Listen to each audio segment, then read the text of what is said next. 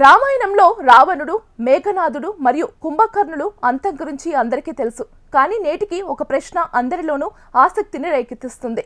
రావణుడి మరణం తర్వాత అతని చెల్లెలు శూర్పణఖ ఏమైంది? ఆమె లంకలోనే ఉందా, లేదా ఆమె ముగింపు ఏదైనా తెలియని కథలో దాగి ఉందా? ఈ ప్రశ్నకు సమాధానం తెలుసుకునే ముందు స్వయంప్రభ అనే రహస్య పాత్ర గురించి తెలుసుకోవడం చాలా ముఖ్యం. స్వయంప్రభ అసాధారణ శక్తులు కలిగిన ఒక యోగిని. దివ్యమైన మాయ ఉపవనంలో నివసించేది. ఆమె జీవితం తపస్సు, సాధన మరియు కరుణతో నిండి ఉండేది. శూర్పణఖ ఈమె కరుణను ఆసరగా చేసుకుని మోసంతో స్వయంప్రభను బంధించిందని చెబుతారు.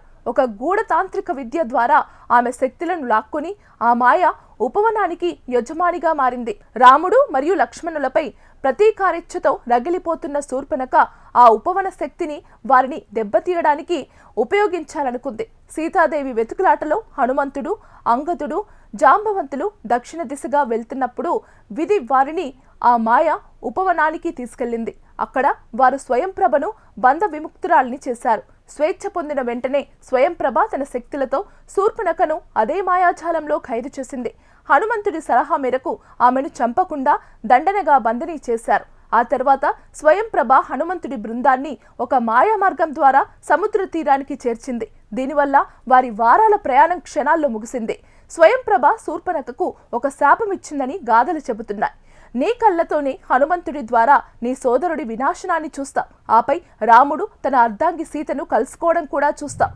తన కుల వినాశాన్ని మరియు ధర్మ విజయాన్ని కల్లారా చూడటం అనేది శారీరక హింస కంటే పెద్ద మానసిక శిక్ష. కొన్ని కథల ప్రకారం లంక యుద్ధం ముగిసిన చాలా ఏళ్ల తర్వాత శూర్పణఖ మరియు ఆమె సవతి సోదరి కుంభిని సముద్ర తీరంలో మరణించి కనిపించారని తెలుస్తోంది.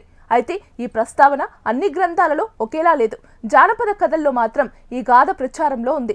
ఈ విధంగా శూర్పణఖ కథ కేవలం ప్రతీకారానికే పరిమితం కాకుండా శక్తిని దుర్వినియోగం చేస్తే కలిగే పరిణామాలకు నిదర్శనంగా నిలుస్తుంది.